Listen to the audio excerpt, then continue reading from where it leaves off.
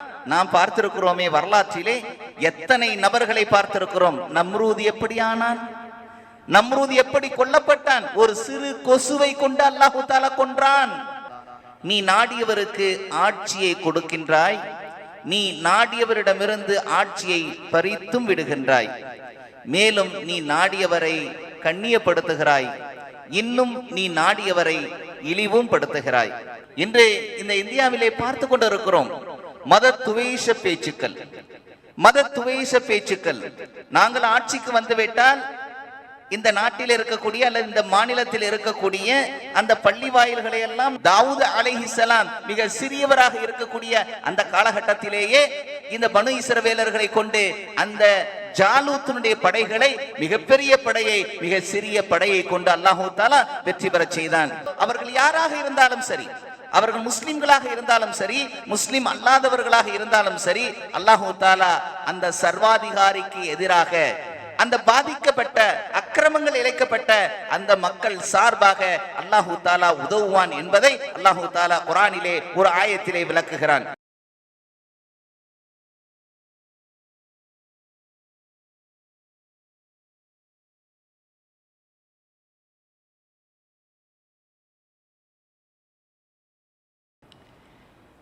இன்னல் ஹம்தலில்லாஹ் நஹ்மதுஹு வ நஸ்தஈனுஹு வ நஸ்தக்ஃபிருஹு வ நு'மினு பிஹி வ நதவக்கலு அலைஹி வ நஊது பில்லாஹி மின் ஷுரூரி அன்ஃபுஸினா வ மின் ஸய்யிஆத்தி அஅமாலினா மன் யஹ்திஹில்லாஹு ஃபலா முضில்ல லஹு வ மன் யுضلில்ஹு ஃபலா ஹாதிய லஹு வ அஷ்ஹது அன் லா இலாஹ இல்லல்லாஹ் وأشهد أن محمدا عبده ورسوله اللهم صل على محمد وعلى آل محمد كما صليت على إبراهيم وعلى آل إبراهيم إنك حميد مجيد اللهم بارك على محمد وعلى آل محمد كما باركت على إبراهيم وعلى آل إبراهيم إنك حميد مجيد أعوذ بالله من الشيطان الرجيم بسم الله الرحمن الرحيم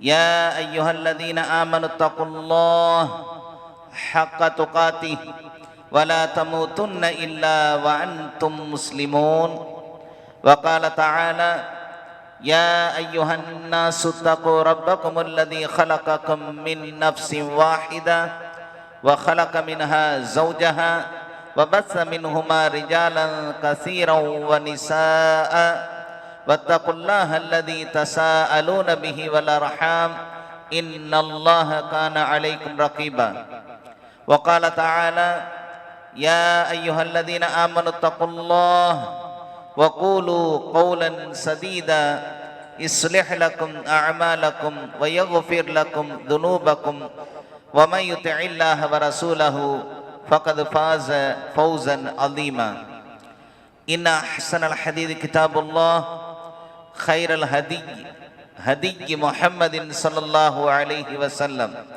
وشر الأمور محدثاتها كل محدثة بدعة وكل بدعة ضلالة وكل ضلالة في النار رب اشرح لي صدري ويسر لي أمري واحلل عقدة من لساني يفقهوا قولي. புகழனைத்தும் வல்லநாயன் அல்லாஹ் ஒருவனுக்கே, சாந்தியும் சமாதானமும் நம் பெருமானார் முஹம்மது ஸல்லல்லாஹு அலைஹி வஸல்லம் அவர்கள் மீதும் அவர்களது குடும்பத்தார்கள் மீதும் அவர்களது உற்ற தோழர்களின் மீதும் அல்லாஹுவின் கட்டளையை ஏற்று நடக்கக்கூடிய அவனது அடியார்கள் அனைவர் மீதும், குறிப்பாக நம் அனைவர் மீதும் என்றென்றும் நின்றலங்க பிரார்த்தித்தவனாக இந்த உரையை ஆரம்பம் செய்கின்றேன். அன்பார்ந்த அல்லாஹ் நல்லடியார்களே, இஸ்லாமிய சகோதர சகோதரிகளே, அல்லாஹ் வணங்கி வழிபட தகுதியும் உரிமையும் படைத்தவன்.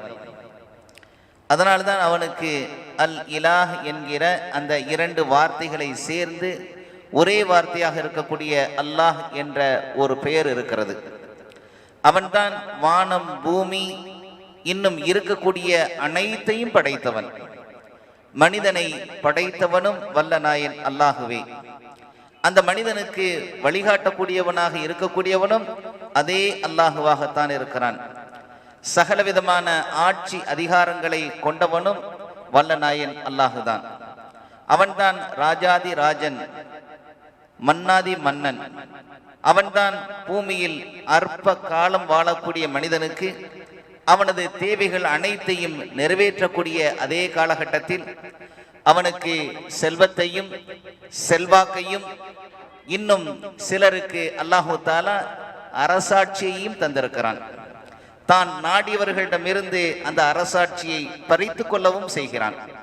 அதனால்தான் அல்லாஹு தாலா இப்படி கூறுவான், குலில்லாஹும்ம மாலிகல் முல்க் துத்தில் முல்க மன் தஷா வ தன்ஸிஉல் முல்க மிம்மன் தஷா வ துஇஸ்ஸு மன் தஷா வ துதில்லு மன் தஷா பியதிகல் கைர் இன்னக அலா குல்லி ஷைஇன் கதீர். அல்லாஹ் கூறுகின்றான், நபியே நீர் இப்படி கூறுவீராக, யா அல்லாஹ், இம்மை மறுமையின் சகல ஆட்சிக்கும் நீதான் அதிபதி. யா அல்லாஹ், நீ நாடியவருக்கு ஆட்சியை கொடுக்கின்றாய், நீ நாடியவரிடமிருந்து ஆட்சியை பறித்தும் விடுகின்றாய். மேலும் நீ நாடியவரை கண்ணியப்படுத்துகிறாய், இன்னும் நீ நாடியவரை இழிவும் படுத்துகிறாய். நன்மை அனைத்தும் உன் கைவசமே இருக்கின்றது. நிச்சயமாக நீ ஒவ்வொரு பொருளின் மீதும் ஆற்றல் மிக்கவன் யா அல்லாஹ் என்கிறது தான் இந்த ஆயத்தினுடைய அர்த்தமாக இருந்து கொண்டிருக்கிறது.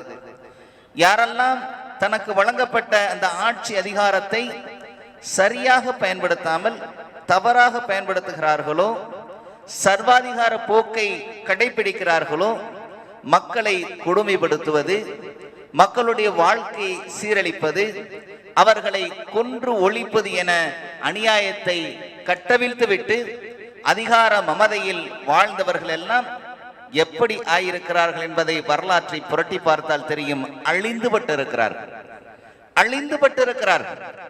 இங்கேயும் இந்த இந்திய திருநாட்டிலே அமைதியாக, அன்பாக, இரத்த பந்த உறவுகளாக வாழ்ந்து வரக்கூடிய ஒற்றுமையில், வேற்றுமையில் ஒற்றுமை என்று சொல்லக்கூடிய அந்த முறையிலே வாழ்ந்து வரக்கூடிய இந்த பூமியில், இந்த இந்திய மண்ணிலே மத துவேஷத்தையும் அமைதியற்ற சூழ்நிலையையும் ஏற்படுத்தி மக்களுடைய அன்றாட வாழ்க்கையை அலைக்கழித்து பரிதவிப்போடு வாழக்கூடிய ஒரு சூழ்நிலையை இன்றைய அரசு ஏற்படுத்தி இருக்கிறது. அதிலும் குறிப்பாக முஸ்லிம்களை குறிவைத்து வேலைகள் நடைபெற்று வந்து கொண்டிருக்கிறது. மெயினாக முஸ்லிம்களும் இன்னும் அவர்களுடைய அந்த திட்டத்தில், அந்த தாக்கத்திலே என்னென்ன விஷயங்கள் இருக்கிறதோ அவற்றையெல்லாம் கொண்டு வந்து மக்களை பிரித்து அவர்களையெல்லாம் ஒரு குறுகிய வட்டத்திலே அவர்களை அடக்கி ஒடுக்கி வைக்கக்கூடிய ஒரு சூழ்நிலையை, ஒரு சட்டத்தை, ஒரு திட்டத்தை போட்டு அது வேலை செய்து வந்து கொண்டிருக்கிறது. இன்று இந்த இந்தியாவிலே பார்த்து கொண்டிருக்கிறோம் மத துவேஷ பேச்சுக்கள். நாங்கள் ஆட்சிக்கு வந்துவிட்டால் இந்த நாட்டில் இருக்கக்கூடிய அல்லது இந்த மாநிலத்தில் இருக்கக்கூடிய அந்த பள்ளி வாயில்களை எல்லாம் நாங்கள் அப்படியே உடைத்து விடுவோம், நொறுக்கி விடுவோம், அழித்து விடுவோம் என்ற மத துவேஷ பேச்சுக்கள். மாட்டின் பெயரால் படுகொலைகள், மாட்டுக்கறியை சாப்பிட்டு விட்டார் என்பதற்காக அஹ்லாக் என்று சொல்லக்கூடிய ஒருவரை கொன்று விட்டார்கள், உயிரோடு கொண்டு விட்டு இருக்கிறார்கள். ஜெய் ஸ்ரீராம் என்று சொல்லாதவர்களை எல்லாம் அடித்து துன்புறுத்தி கொலை செய்திருக்கிறார்கள். காஷ்மீருடைய சிறப்பு சட்டங்களை, அந்த மக்களுக்கு கொடுத்திருந்த அந்த வாக்குறுதியை, அந்த வாக்குகளை எல்லாம் மீறி அந்த சட்டத்தை, சிறப்பு அந்தஸ்தை தடை செய்திருக்கிறார்கள். முத்தலாக் தடை சட்டத்தை கொண்டு வந்து இந்த முஸ்லிம்களை ஒரு அடக்குமுறைக்குள் அடக்கிவிடலாம் என்கிற ரீதியிலே செயல்பட்டு கொண்டிருக்கிறார்கள். பாபரி மசூதியினுடைய அந்த வழக்கு ஒரு சார்பான ஒரு தீர்ப்பாக ஆக்கப்பட்டு இன்று அது சட்டமாக அந்த இடத்திலே கோயிலை கட்டுவதற்கான வேலைகள் நடைபெற்று வந்து கொண்டிருக்கிறது. தேசிய புலனாய்வு அமைப்பின் மூலமாக முஸ்லிம் இளைஞர்களை எல்லாம் குறிவைத்து எங்கெல்லாம் இருக்கிறார்கள் இவர்கள் எல்லாம் தீவிரவாதிகள். முஸ்லிம் பெயர்களில் யாராவது இருந்து விட்டால் போதும், எங்காவது யாரையாவது பிடித்து விட்டால் போதும், உடனே தீவிரவாதிகள். ஆனால் மற்றவர்கள் எல்லோரும் மற்ற எந்த மதத்தை சார்ந்தவர்களாக இருந்தாலும் அவர்கள் எல்லாம் தீவிரவாதிகள் கிடையாது. ஆர்எஸ்எஸ் ஊழியர் ஒரு இந்த அரசினுடைய அந்த வேலை வாய்ப்பு இல்லாமல் மனம் பேதலித்த ஒரு இளைஞர், இப்படித்தான் செய்திகளை போடுகிறார்கள். ஆனால் எந்த குற்றத்தையும் அவர் மேல் நிரூபிக்க முடியாத ஒரு வகையிலே பின்னால் வரக்கூடிய நிலையிலும் கூட அந்த இளைஞரை என்ன சொல்கிறார்கள்? பயங்கரவாதி, தீவிரவாதி என்கிற இந்த மத துவேஷ இந்த பேச்சுக்களை தேசிய புலனாய்வு அமைப்பின் மூலமாக அது நிறைவேற்றி கொண்டிருக்கிறது. இது மட்டுமா? இப்பொழுது நாம் போராடி கொண்டிருக்கிறோம். தேசிய குடியுரிமை திருத்த சட்டம் CAA, NRC தேசிய குடியுரிமை பதிவேடு, அதே போல தேசிய மக்கள் தொகை பதிவேடு என்று சொல்லக்கூடிய NPR, இவைகளையெல்லாம் இந்த நாட்டிலே கொண்டு வந்து அமைதியை இழக்க செய்யக்கூடிய ஒரு நிலையை இந்த அரசு ஏற்படுத்தி இருக்கிறது. இப்படி ஏராளமான, இன்னும் சொல்லிக்கொண்டே போகலாம். டிமானிட்டைசேஷன் என்று சொல்லக்கூடிய ஒன்றை கொண்டு வந்தார்கள், GST என்பதை கொண்டு வந்தார்கள். இந்த நாட்டிலே இருக்கக்கூடிய கார்ப்பரேட்டுகளுக்கு மட்டுமே கதவுகள் திறக்கப்பட்டு சாதாரண சாமானியனுடைய அந்த வருவாயை எல்லாம் பறித்து ஏழை விவசாயிகளுடைய வாழ்க்கையை அப்படியே தற்கொலையாக அவர்கள் முடிக்கக்கூடிய அமைப்பிலே இந்த அரசு செயல்பட்டு வருவதை நாம் பார்த்து கொண்டிருக்கிறோம். ஆக அன்பார்ந்த சகோதரர்களே, இப்படியெல்லாம் இந்த ஆட்சியாளர்களால் அக்கிரமங்களும் அநியாயங்களும் கட்டவிழ்த்து விடப்பட்டு இருக்கிறது. மத்திய ஆட்சி கொண்டு வந்த இந்த சட்டத்தையும் மறைமுகமான இந்த திட்டத்தையும் எதிர்த்து இன்று நாடே போர்க்களமாக காட்சியளிக்கிறது. எந்த பகுதியை பார்த்தாலும் கூட அங்கே ஒரு போராட்டம், ஒரு போராட்ட களத்திலே அங்கே மக்கள் குவிந்த வண்ணம் இருந்து கொண்டிருக்கிறார்கள். லட்சக்கணக்கிலே பல லட்சம் மக்கள் மொத்தமாக கூடக்கூடிய ஒரு நிலையிலே இன்று இந்த போராட்ட களம் இருந்து கொண்டிருக்கிறது. டெல்லியிலே அந்த ஷாஹின்பாக் என்று சொல்லக்கூடிய அந்த இடத்திலே பெண்களாக, ஆண்கள் கிடையாது, பெண்கள் மாத்திரமே கூடி ஒரு போர்க்களத்தை உருவாக்கி இருக்கிறார்கள். ஏறக்குறைய 2 மாதங்களாக அந்த இடத்திலே பெண்கள் அந்த போராட்டத்தை நடத்தி கொண்டே இருக்கிறார்கள். அதிலே பயங்கரமான குளிர் இருக்கக்கூடிய அந்த காலகட்டத்திலும் கூட அந்த பெண்கள் அந்த இடத்தை விட்டு நகராமல் அந்த போராட்டத்தை தொடர்ந்து நடந்து கொண்டே இருக்கிறார்கள். அதிலே ஒரு பெண்மணி, ஒரு தாயினுடைய குழந்தை இறந்து விடுகிறது. கடும் குளிரை பொருட்படுத்த முடியாமல் நோய்வாய்ப்பட்டு இறந்து விட்டது. அந்த குழந்தையை அடக்கம் செய்துவிட்டு அந்த இளம் தாய் மறுபடியும் போராட்ட களத்திற்கு வந்திருக்கிறார். அந்த அளவிற்கு இந்த நாட்டிலே இந்த சட்டங்களையும் இந்த திட்டங்களையும் தீட்டி இருக்கக்கூடிய இந்த அரசுக்கு எதிராக போராட்டங்கள் வலுப்பெற்று, போராட்டங்கள் மிக உச்ச நிலையிலே அடைந்து கொண்டிருக்கிறது. அன்பார்ந்த சகோதரர்களே, ஆக டெல்லி முதல் குமரிமுனை இருக்கக்கூடிய அந்த இடம் வரை இந்த நாட்டினுடைய எல்லா பகுதிகளிலும், மூளை முடுக்குகளில் எல்லாம் இந்த போராட்ட களம் இன்று சூடுபிடித்திருக்கக்கூடிய ஒரு நிலையை, இந்த பாசிச ஆட்சியாளர்களுக்கு எதிராக திரண்டிருக்கக்கூடிய ஒரு சூழ்நிலையை இந்த நாட்டிலே நாம் தொடர்ந்து பார்த்து கொண்டிருக்கிறோம். இப்படி ஆட்சி புரியக்கூடிய இவர்களுடைய ஆட்சி முடிவு என்னவாகும்? எப்படி ஆகும்?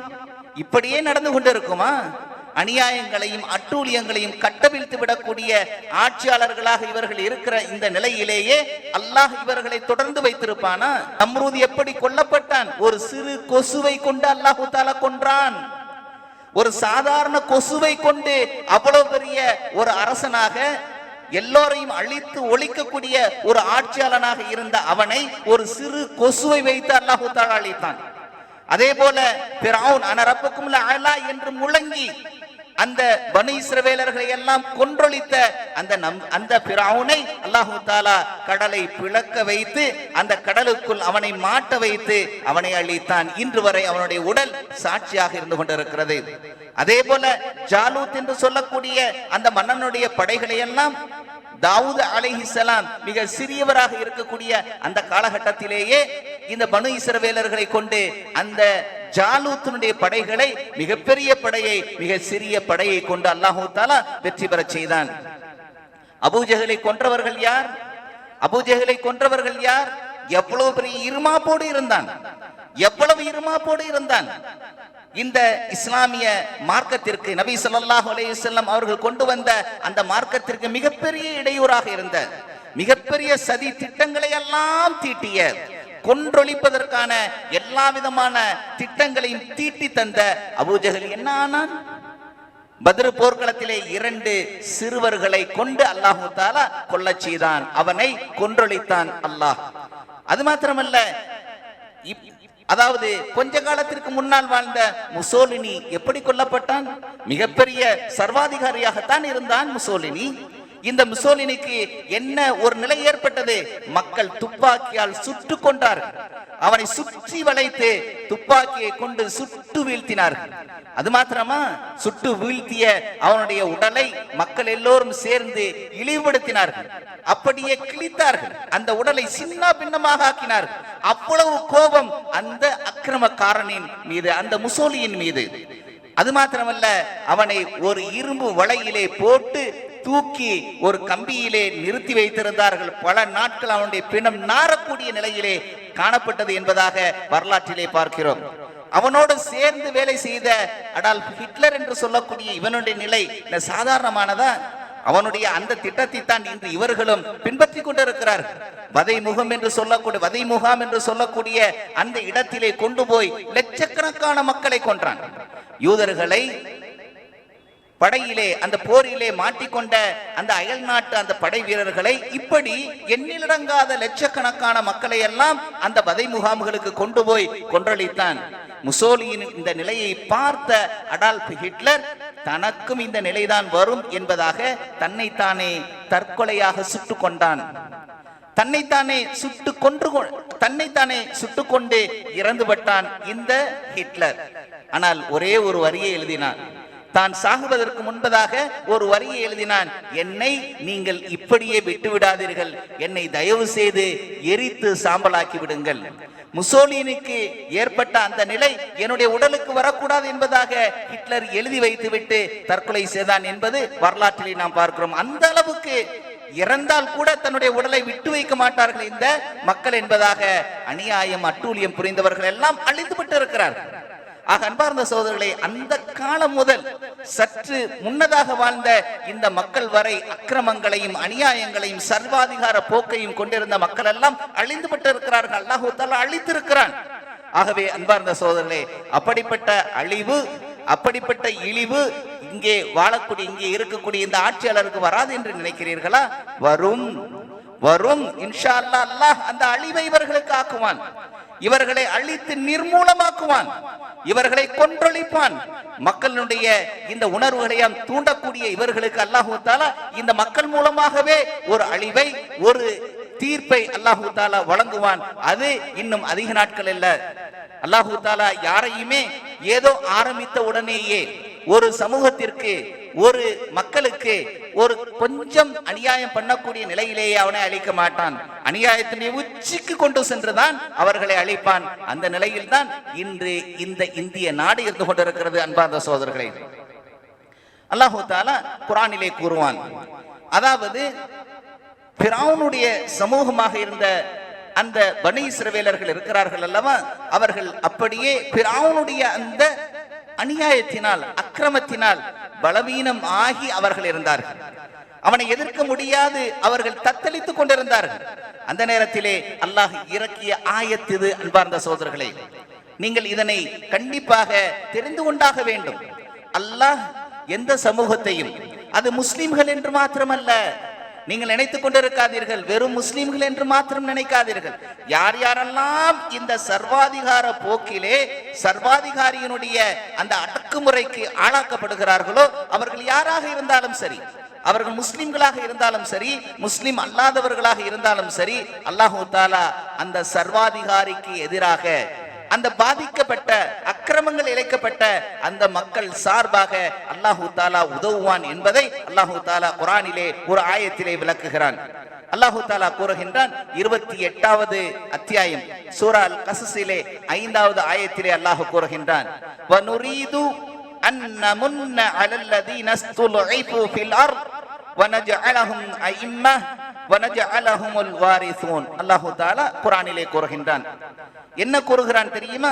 எகிப்திய பூமியிலே அவனால் பலவீனப்படுத்தப்பட்டோர் மீது, ஃபிரௌனினால் பலவீனப்படுத்தப்பட்டோர் மீது நாம் உபகாரம் செய்யவும், அவர்களை தலைவர்களாக நாம் ஆக்கி வைக்கவும், கொடுமை இழைத்த அந்த பலசாலிகளின் உடைமைகளுக்கு அவர்களை வாரிசுகளாக நாம் ஆக்கி வைக்கவும் நாடினோம். அல்லாஹ் கூறுகின்றான். அன்பார்ந்த சகோதரர்களே, பலவீனமானவர்கள் யார் இருக்கிறார்களோ இப்படித்தான் நடந்திருக்கிறது. யாரெல்லாம் பலம் இழந்து பலவீனர்களாக அக்கிரமத்திற்கு ஆளானார்களோ அவர்கள் சார்பிலே அல்லாஹ் தஆலா அவர்களுக்கு பலத்தை தந்து அவர்களை அந்த பலம் வாய்ந்த அந்த மன்னனினுடைய வாரிசுகள், அவனுடைய உடைமைகளுக்கு வாரிசுகளாக, அவனுடைய ஆட்சி அதிகாரங்களை பறித்து ஆட்சி செய்யக்கூடியவர்களாக அல்லாஹ் தஆலா ஆக்கி வைத்திருக்கின்றான். அன்பார்ந்த சகோதரர்களே, இப்படித்தான் வரலாறு முழுக்க நடந்திருக்கிறது. ஆக கட்டவிழ்த்து விடக்கூடிய, மிக மோசமாக நடக்கக்கூடிய எந்த ஒரு ஆட்சியாளனாக இருந்தாலும் சரியே, அவனிடமிருந்து அல்லாஹ் தஆலா இந்த மக்களை பாதுகாப்பதை தன் மீது கடமையாக்கி கொண்டவன் வல்ல நாயன் அல்லாஹ். நாமெல்லாம் அல்லாஹ்வின் மீது முழு நம்பிக்கை வைத்திருக்கிறோம், தவக்குல் வைத்திருக்கிறோம். அவன் நம்மை பாதுகாப்பான் என்கிற ஆழமான நம்பிக்கை வைத்திருக்கிறோம். இந்த நம்பிக்கை வைத்திருக்கக்கூடிய காலகட்டத்தில் இந்த அநியாயக்காரனின், அக்கிரமக்காரனின், இந்த அநியாய ஆட்சியின் கீழ் இருக்கக்கூடிய நமக்கு அல்லாஹ்வுடைய உதவி வராதா? ஆனால் அதே சமயத்திலே இந்த சமூகம், இந்த போராடக்கூடிய இந்த சமூகம், இந்த போராட்டத்தினுடைய மிக உயர்ந்த நிலைக்கு வராத வரை அல்லாஹ் தஆலா இவர்களுக்கு வெற்றியை தரமாட்டான். அல்லாஹ் கண்காணித்துக் கொண்டிருக்கிறான், அல்லாஹ் பார்த்து கொண்டிருக்கிறான். இவர்கள் எப்படி இருக்கிறார்கள்? இவர்கள் அந்த அநியாயக்காரனுடைய அந்த அக்கிரமங்களை எல்லாம் சகித்து கொண்டு பொறுமையாக இவனை எதிர்க்க வேண்டாம் என்று கோழையாக இருக்கிறார்களா? அல்லது இந்த அநியாயக்காரனுடைய அக்கிரமத்தை எதிர்க்கக்கூடிய புரட்சியாளர்களாக இருக்கிறார்களா? போராட்டக்காரர்களாக இருக்கிறார்களா? அந்த போராட்டத்தை தொடர்ந்து நடத்தி அந்த அநியாயத்திற்கு எதிராக குரல் கொடுத்து கொண்டு இருக்கிறார்களா என்பதை அல்லாஹ் உற்று நோக்கக்கூடியவனாக இருக்கிறான். அப்படி இருக்கக்கூடிய காலகட்டத்திலே அவர்களுக்கு அல்லாஹ்வுடைய வெற்றி கண்டிப்பாக வந்தே தீரும். அன்பார்ந்த சகோதரர்களே, இந்த போராட்டத்தை, இந்த உயிரோட்டமான இந்த போர்க்களத்தை, இந்த எதிர்ப்பை, சத்தியத்திற்கு எதிராக அவர்கள் நிகழ்த்தக்கூடிய இந்த சட்டத்தை, இந்த திட்டத்தை எதிர்க்கக்கூடிய நமக்கு இன்ஷா அல்லாஹ் அல்லாஹ்வுடைய வெற்றி வரும். இதிலே தொடர்ந்து இஸ்திகாமத் என்று சொல்லக்கூடிய அந்த ஸ்திரமான அந்த நிலையில் நாம் இருக்கக்கூடிய காலகட்டம் வரை அல்லாஹ்வுடைய உதவி இருக்கும். இந்த அநியாயம் அட்டூழியம் செய்யக்கூடிய இந்த ஆட்சியோ, எந்த ஆட்சியோ அல்லாஹ் அழிப்பான், ஒழிப்பான். நமக்கு நிம்மதி கிடைக்கும், அமைதி கிடைக்கும். அந்த நாள் அதிகம் கிடையாது, மிக சீக்கிரத்திலே அல்லாஹ்வின் புறத்திலிருந்து வர இருக்கிறது என்கிற செய்தியை சொல்லி இந்த குத்பாவை முடிக்கின்றேன். வ ஆகிரு தஅவானா அனில் ஹம்துலில்லாஹி ரப்பில் ஆலமீன். ஸலாத்து வஸ்ஸலாமு அலா ரசூலில்லாஹ் வ அலா ஆலிஹி வ ஸஹாபிஹி அஜ்மஈன். அன்பார்ந்த அல்லாஹ்வின் நல்லடியார்களே, இஸ்லாமிய சகோதர சகோதரிகளே, முதல் குத்பாவிலே உங்கள் மத்தியிலே அநியாயம், அக்கிரமம் நிகழ்த்தக்கூடிய சர்வாதிகாரி யாராக இருந்தாலும் சரியே, அந்த நபர்களை எல்லாம் அல்லாஹு தஆலா அழித்து ஒழிக்கக்கூடியவனாக இருக்கிறான். பலவீனப்பட்ட, பலம் இழந்த, அவனையே நம்பி இருக்கக்கூடிய, அதற்காக போராடக்கூடிய அந்த மக்களுக்கு அல்லாஹு தஆலா அவர்கள் பக்கம் இருந்து அவர்களுக்காக அல்லாஹு தஆலா வெற்றியை, அருள்மலையை தருவான். வெற்றி அவர்கள் பக்கமே என்கிற செய்தியை உங்களுக்கு நான் சொன்னேன். இந்த இரண்டாவது குத்பாவிலே ஒரு சிறு செய்தியை மட்டும் நான் கூற ஆசைப்படுகின்றேன், இன்றைய தினத்தினுடைய சில செய்திகளை. ஆம் அன்பார்ந்த சகோதரர்களே, பிப்ரவரி 14 என்ற உடனேயே சிலருக்கு இப்படித்தான் ஞாபகம் வரும், பலருக்கு கூட அப்படித்தான் இருக்கும். காதலர் தினம், காதலை மையப்படுத்தி வைத்திருக்கக்கூடிய ஒரு தினமாக இருக்கக்கூடிய இந்த நாளில் நாம் எப்படி நடந்து கொள்ள வேண்டும்? இந்த தினத்தை ஒரு காதலுக்காக தன்னுடைய உயிரை மாய்த்து கொண்ட ஒரு பாதிரி, இது உண்மையில் நடந்ததா என்பது நமக்கு தெரியாது. கிபி 256 கிளாடியஸ் என்று சொல்லக்கூடிய ஒரு மன்னன் தன்னுடைய படைக்கு, தன்னுடைய நாட்டுக்கு எதிரிகளை எதிர்ப்பதற்காக எல்லோரும் வர வேண்டும் என்று சொன்னபோது, எங்களுக்கு மனைவிகள் இருக்கிறார்கள், காதலிகள் இருக்கிறார்கள் என்று சொன்ன காரணத்தினால் அவர்களை திருமணம் செய்யக்கூடாது என்று தடுத்த போது ஒரு பாதிரியார், வேலண்டைன் என்று சொல்லக்கூடிய ஒரு பாதிரியார் என்ன செஞ்சாராம்? அதற்கு எதிராக மக்களையெல்லாம் காதலிப்பதற்கு தூண்டியதாகவும், மக்கள் மத்தியிலே திருமணத்தை நடத்தி முடித்ததாகவும், அதற்கு எதிராக அந்த மன்னன் இந்த வேலண்டைனை கொன்ற அந்த நாள் தான் பிப்ரவரி 14. ஆகவே இது காதலர் தினம், காதலை வளர்த்த, காதலுக்காக உயிரை தியாகம் செய்தவரின் தினம் என்பதாக இவர்கள் இந்த தினத்தை கொண்டாடி கொண்டிருக்கிறார்கள். இப்படிப்பட்ட ஒரு நாள் இஸ்லாத்திலே இருந்து கொண்டிருக்கிறதா? பிறந்த நாளை கொண்டாடுவது கிடையாது, இறந்த நாளை நாம் கொண்டாடுவது கிடையாது, ஒரு கல்யாண நாள் என்பதை கொண்டாடுவது கிடையாது. இஸ்லாத்திலே இல்லாத பிதஅத்துகள். அதே போலத்தான் இந்த வேலண்டைன்ஸ் என்று சொல்லக்கூடிய இந்த நாள் பிதஅத் மாத்திரமல்ல, இஸ்லாமிய கலாச்சாரத்தை குளிதோண்டி புதைக்கக்கூடிய ஒரு நாள். ஒரு ஆணும் பெண்ணும் தனிமையிலே இருப்பதை ஹராமாக்கிய, இருக்கக்கூடாது என்று தடுத்த ஒரு மார்க்கத்திலே அந்நிய ஆடவனும் ஒரு அந்நிய பெண்ணும் நெருங்கி இருந்து தன்னுடைய காதலை வெளிப்படுத்தக்கூடிய அல்லது காதலை நிரூபிக்கக்கூடிய, அதற்காக அந்த ரோஜா மலர்களை கொடுக்கக்கூடிய, அதற்காக தன்னுடைய லவ்வை தன்னுடைய காதலை நிரூபிக்கக்கூடிய அந்த அட்டைகளை தந்து, வாசகங்களை தந்து, உதட்டோடு உதடு முத்தம் கொடுக்கக்கூடிய மிக மோசமான உறவுகளை கொள்ளக்கூடிய ஒரு தினமாக இந்த நாள் இருக்கக்கூடிய காலகட்டத்தில் இது எப்படி இஸ்லாமிய அந்த மார்க்கத்தில் அனுமதிக்கப்பட்டதாக இருக்கும்? அன்பார்ந்த சகோதரர்களே, இஸ்லாம் ஜினாவை செய்யாதீர்கள் என்று சொல்லவில்லை. தக்ரபு ஜினா, ஜினாவின் விபச்சாரத்தின் அருகே கூட நீங்கள் செய்யாதீர்கள். ஒரு முறை யாராவது ஒரு பெண்ணை பார்த்தால் அது சாதாரணமாக பார்க்கக்கூடிய ஒரு பார்வை.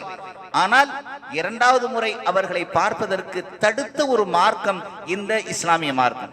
ஆனால் இன்று இந்த கன்றாவியெல்லாம், இந்த மோசமான இந்த நடவடிக்கைகள் எல்லாம் வந்த பின்னர் நம்முடைய சமூகத்திலும் இதற்கு அப்படியே கட்டுப்பட்டு, அதற்கு அடிமைப்பட்டு இந்த வேலண்டைன்ஸ் என்று சொல்லக்கூடிய இந்த தினத்தை கொண்டாடக்கூடிய முஸ்லிம்கள் இருந்து கொண்டிருக்கிறார்கள். அதனால்தான் இப்படிப்பட்ட இந்த இழிவுகளை அல்லாஹு தஆலா நம் மீது சாட்டியிருக்கிறான். நீங்கள் பொறுமையாக இருங்கள். இளைஞர்களாக இருக்கிறீர்களா? பொறுமையாக இருங்கள். உங்களுக்கு காதலர் தினம் என்று ஒரு தினத்தை நீங்கள் கொண்டாட ஆசைப்படுகிறீர்களா? இன்ஷா அல்லாஹ் உங்களுக்கு திருமணம் நடக்கும்.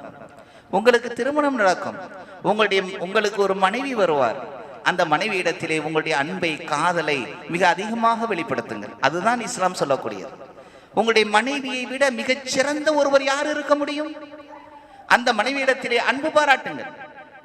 நாமெல்லாம் ஆசை 60 நாள், மோகம் 30 நாள், மோகம் 30 நாள், ஆசை 60 நாள், அத்தோட முடிஞ்சு போச்சு நம்முடைய மனைவியினுடைய எல்லா விதமான உறவுகளும் என்கிற ரீதியிலே இன்று மக்கள் வாழ்ந்து கொண்டிருக்கிறார்கள். இது எப்படி சரியாகும்? இப்படிப்பட்ட நிலையிலா இஸ்லாம் வாழ சொல்லி இருக்கிறது?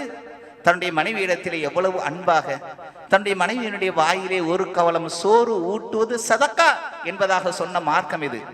யார் சிறந்தவன் தெரியுமா?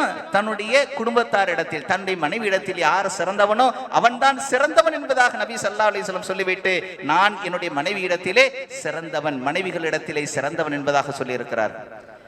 50 வயசுக்கு அப்புறமும் கூட தன்னுடைய மனைவி இடத்துல அன்பு, பாசம் இருக்கணும். அவங்க மேல பார்த்தா ஒரு பிரியம் இருக்கணும். பார்த்தா மோசமான ஒரு ஆள் என்கிற எண்ணமெல்லாம் வரக்கூடாது. அப்படி இருந்தால் நாமெல்லாம் இஸ்லாமிய மார்க்கத்திலே ஏதோ ஒரு வகையிலே தான் நம்முடைய மனைவிமார்களையும் கணவன்மார்களையும் நினைத்து கொண்டு இருக்கிறோம். 50 வயசுக்கு பிறகும் கூட இந்த காதல் வரணும், இந்த லவ் வரணும், இந்த அஃபெக்ஷன் வரணும். என்னுடைய மனைவி என்கிற அன்பு, பாசம், நெருக்கம், இந்த விவகாரங்கள் எல்லாம் இந்த இணைகளுக்கு மத்தியில், இந்த துணைகளுக்கு மத்தியில் ஏற்பட வேண்டும். அதுதான் உண்மையான காதல். அதைத்தான் இஸ்லாம் அங்கீகரிக்கிறது. ஆகவே அன்பார்ந்த சகோதரர்களே, அந்த அடிப்படையிலே நாம் நம்முடைய பிள்ளைகளை கண்காணித்து நம்முடைய மனைவிகளிடத்திலே அன்பு பாராட்டுவோம். காதல் செய்யக்கூடிய அந்த நிகழ்வுகளிலே நாம் இருப்போம். மற்ற எந்த வகையிலும் நமக்கு இந்த லவ், காதல் என்கிற இந்த விவகாரத்திலே நமக்கு அனுமதி கிடையாது. அப்படிப்பட்ட சூழ்நிலையிலே நம்முடைய இல்வாழ்க்கையை அமைத்துக் கொள்வோம், நம்முடைய பிள்ளைகளையும் ஆக்கிக் கொள்வோம். அல்லாஹு தஆலா அப்படிப்பட்ட நல்ல சூழ்நிலை நமக்கு ஏற்படுத்துவானாக. وأقول قولي هذا وأستغفره عني وعنكم جميع المسلمين والمؤمنين أجمعين فاستغفروه إنه هو الغفور الرحيم والله يعلم ما تصنعون.